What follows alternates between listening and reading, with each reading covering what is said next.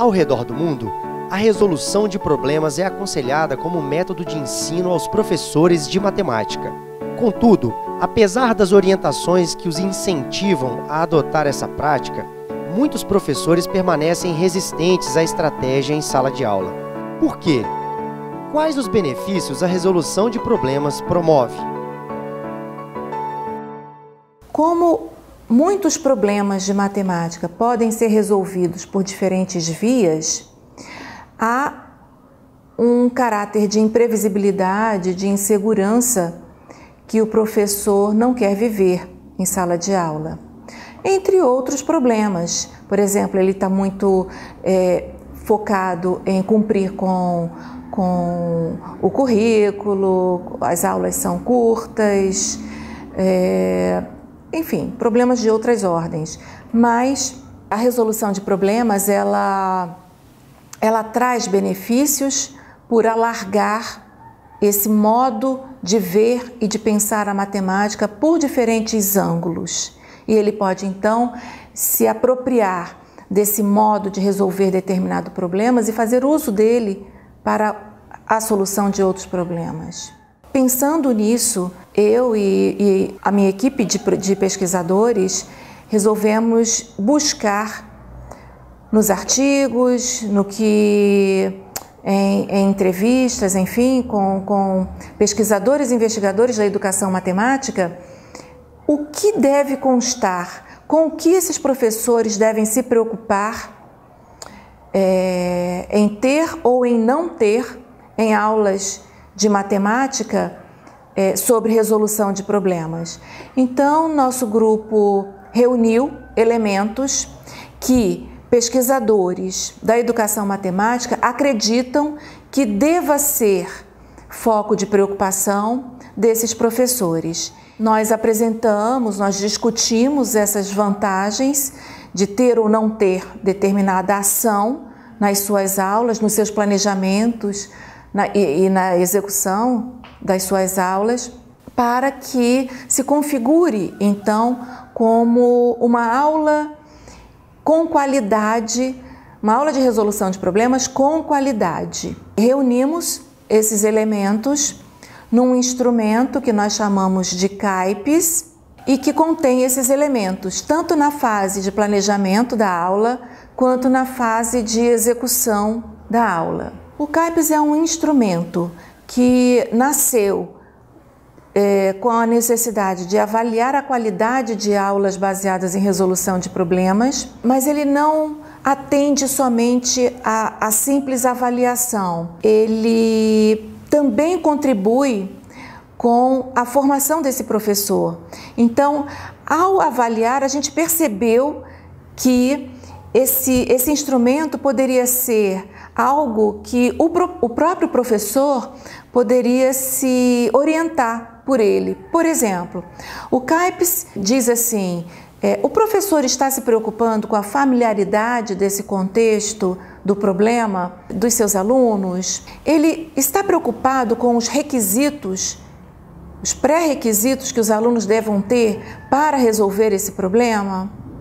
Outra coisa, o professor se preocupa em diversificar os modos de abordar o mesmo problema? Ou seja, ele estimula os alunos a apresentarem diferentes estratégias de solução? E é exatamente aí, esse é um ponto muito importante, porque o professor pode ter uma tendência a um pensamento mais algébrico ou a um pensamento mais geométrico sobre o mesmo problema. A linguagem matemática não pode ser abusiva. O professor precisa valorizar outros modos de se expressar. Por exemplo, por tabelas, por desenhos, por esquemas, enfim. Isso também deve ser visto como matemática e não única e exclusivamente o uso da linguagem matemática. Então, o CAIPES provoca, estimula o professor a se preocupar com esse tipo de coisa nas suas aulas, mas para isso ele precisa se planejar.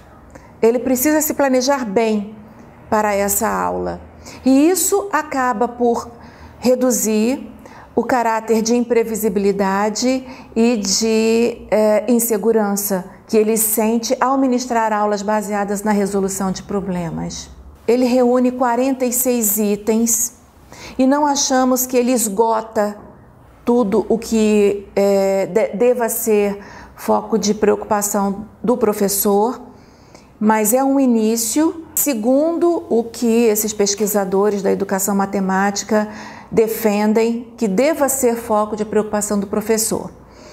O CAIPES está dividido em duas grandes etapas: a etapa de planejamento e a etapa de execução da aula, de gestão daquela aula, inspirados em como o Lesson Study vê essa organização de uma aula, que se preocupa com o compartilhamento das diferentes estratégias, se o professor está se preocupando com a compreensão do texto do problema, se ele está se preocupando com a organização, o planejamento, a estratégia para o aluno resolver aquele problema, se ele está executando bem aquele problema, porque pode ser que ele tenha uma boa compreensão, um bom planejamento, mas execute mal, ou que não domine a matemática específica para a solução daquele problema.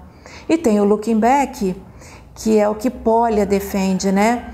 O looking back é uma retrospectiva de tudo que foi feito para chegar à solução daquele problema, mas ele é mais do que isso.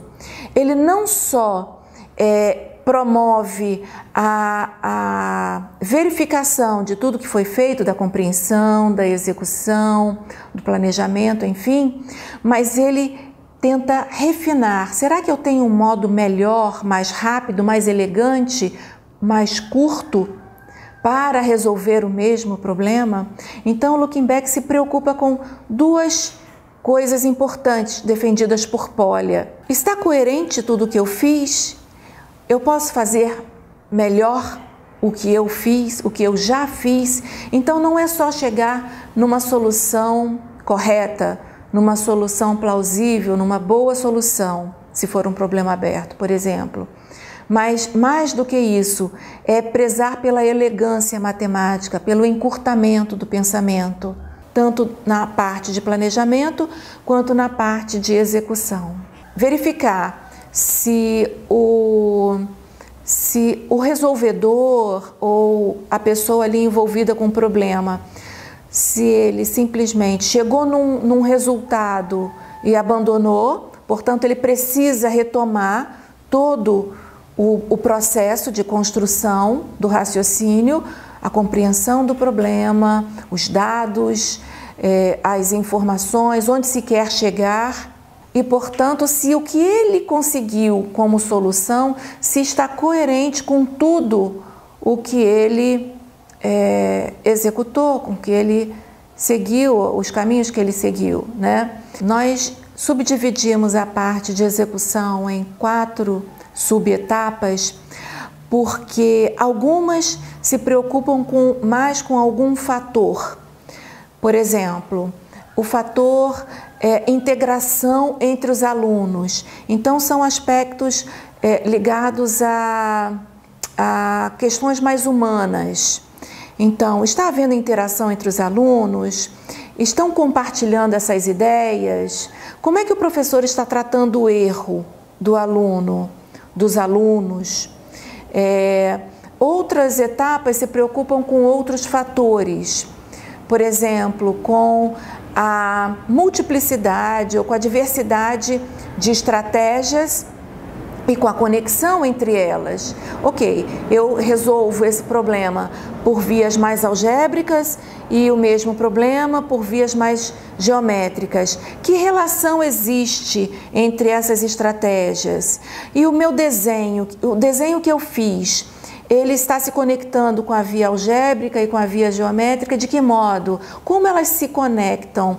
Essas representações, elas estão sendo valorizadas pelo professor? Ele está explorando devidamente essas conexões e essas diferentes representações? Então, O fato de termos dividido a parte de execução em sub-etapas, exatamente é para o professor se preocupar não somente com aspectos matemáticos, mas com aspectos humanos, com o que dizem teorias da aprendizagem, com o que dizem as pesquisas científicas da educação matemática. E foi essa a intenção do grupo ao construir o CAIPS. Houve um caso característico que mostra bem a importância do looking back, da retrospectiva. Tínhamos um problema que era mais ou menos assim: alguém coletava 40 peixes de um lago e os marcava, devolvia esses peixes ao lago. No dia seguinte, essa pessoa fazia uma nova coleta de peixes do lago e nessa nova coleta vinham somente alguns peixes marcados. E queria saber quantos peixes tinham naquele lago. O problema queria saber quantos peixes havia naquele lago. A primeira coleta vieram 40 peixes. E foram marcados 40 peixes. E o aluno chegou numa resposta de 25 peixes.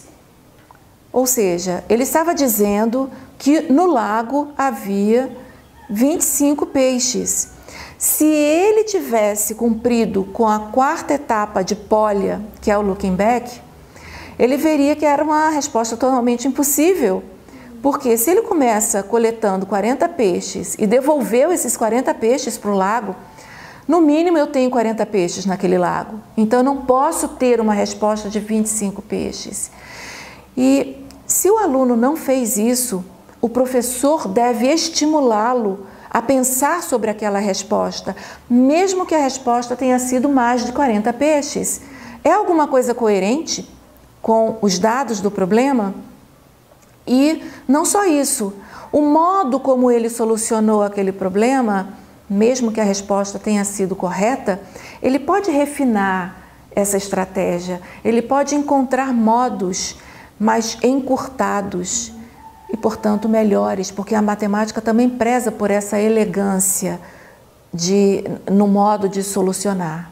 Muitas vezes nós vemos planejamentos muito bonitos, muito bem feitos, muito bem elaborados, muito bem pensados, mas a gestão desse planejamento, ou seja, a execução daquele planejamento, ele nem sempre é cumprido, ou ele não consegue executar o que de fato ele previu.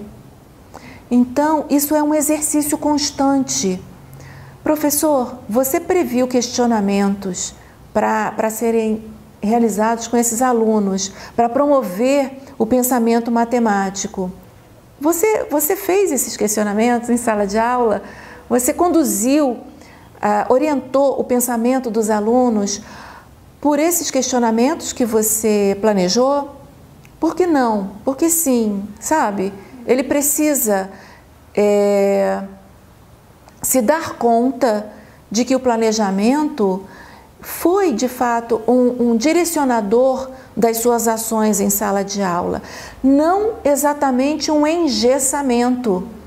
É possível que aconteça nessa aula alguma coisa que o professor não tenha planejado, mas, de fato, o planejamento, ele busca minimizar o caráter de imprevisibilidade e de insegurança que o professor sente ao ministrar aulas baseadas em resolução de problemas. O que queremos, então, é expandir o pensamento matemático do aluno, fazê-los crescer. Quando a gente resolve um problema com desenho, com palavras, ou com esquemas, ou com tabelas, a gente está fazendo matemática tanto quanto pela álgebra, pela geometria, pela trigonometria, por outras vias, enfim. O que a gente quer é promover, que essas aulas promovam o alargamento do pensamento matemático do aluno.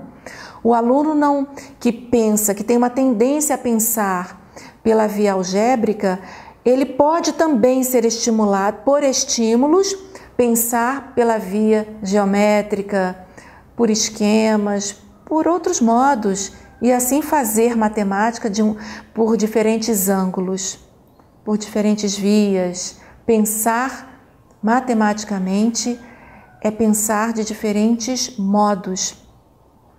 Um pesquisador disse uma coisa muito importante que me faz acreditar nisso.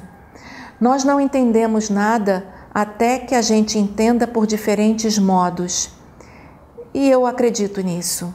E o CAIPS tenta promover esse tipo de aprendizagem, né? Eu penso que nós professores tenhamos de valorizar diferentes modos e conectá-los, porque todos eles estão em prol de um mesmo fim, a solução do problema, a solução de um problema, certo?